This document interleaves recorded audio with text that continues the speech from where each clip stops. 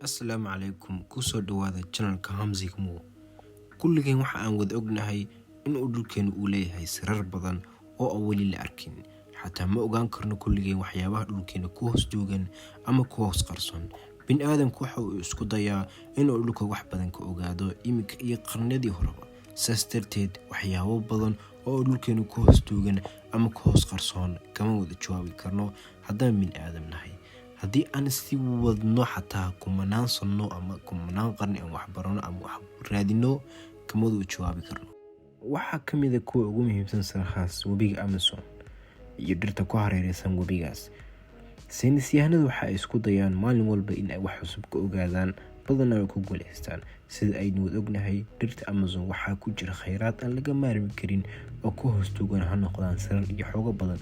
laga yaabaa in aad aragtay keynta Amazon ama aad video ku daawatay waxyaabaha kala duwan ee ku saabsan keyntaas Amazon, sida dhirta gaarka iyo xayawaanada sunta leh ha noqdaan masas iyo caarooyin iyo kuwo kaloo lamid ah. Videogan waxaan uga hadli doonaa waxyaabo cusub ama waxyaabo laga yaabo aad maqal ee tahay markii kugu horeysay aad maqasho ma ogeed in aan webiga Amazon laga dhisin buundo ama bridge ka u taqaanaba. inkasta oo aan horumarka injineernimada aan ku noolnahay maalmahan, kulligeen waxa aan wada ognahay in ay buundooyinku ama bridge-yadu in ay u sahlaan bini'aadamka in ay laba meel iskaga kala gooshaan. waxa ay door muhiim ah ku leeyihiin inuu ganacsiga sii fudo. inta badan haddii laba dowladood ay u baahdaan in laba dhul oo kala qaybsan in ay isku xidhaan, badanaa waxa ay sameeyaan bridge ay dhisaan ama buundooyinka u taqaanaba.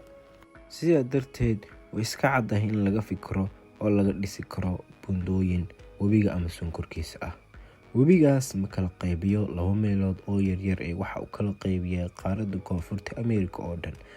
haddaan bini'aadan nahay waxa aan dhisnay waqtigan buundooyin xataa meelaha ugu adag ee ka mid tahay buuraha Himalaya. maxaan isugu daweynay oo aan dhisi weynay buundooyin laga talaabi karo webiga Amazon? inta aan su'aasha ka jawaabin waa inaan wax badan ka ogaanaa dabiicadda meeshaas. keynta Amazon waa keynta ugu roobka badan adduunka. xilliyada sanadka ayaa waxaa ka daa roob aad u fara badan. dhulka ay keyntaasi ku fadhido ayaa waxa uu gaarayaa 7 milyan oo kiiloomitir oo laba jibaaran. waa meel aad u weyn. waxay u dhigantaa Soomaaliya oo 12 jeer celcelis ahaan qiyaastii. saynisyahanadu waxay ku qiyaasaan dhirtan da'deeda in ay tahay 55 milyan oo sano. sadawad ogtihiin keyntan waxaa lagu magacaabaa sababka adduunka. waxay soo saartaa 20% oxygen ah. webiga Amazon 50% biyihiisu waa nadiif oo la cabi karaa. webigan waxa uu ka mid yahay webiyaasha ugu dheer adduunka ku yaala. saynisyahanadu waxay ku qiyaaseen inuu yahay 6,200 oo kiiloomitir dhererkiisa. waxa uu yahay webiga labaad ee adduunka ugu dheer. dadka Brazil waxa ay aaminsan yihiin oo ay ku faanaan inuu yahay webiga koowaad ee adduunka ugu dheer, halka uu webiga Nile ka yahay 6,670 oo kiiloomitir. webiga Amazon waxa uu maraa wadamo badan oo koonfurta bari ah. ay ka mid tahay Brazil, Peru, Colombia, Ecuador iyo Venezuela.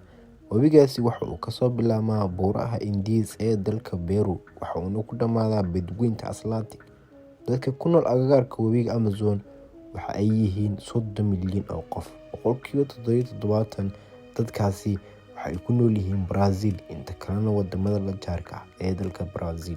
aan u gudubno mowduuca asaasiga. haddii ay ku nool yihiin tirada inta leeg ee dada webiga agagaarkiisa, maxay dowladdu ugu fikiri waayeen in ay dhisaan buundooyin si ay iskaga kala gooshaan dadka iyo xoolaha?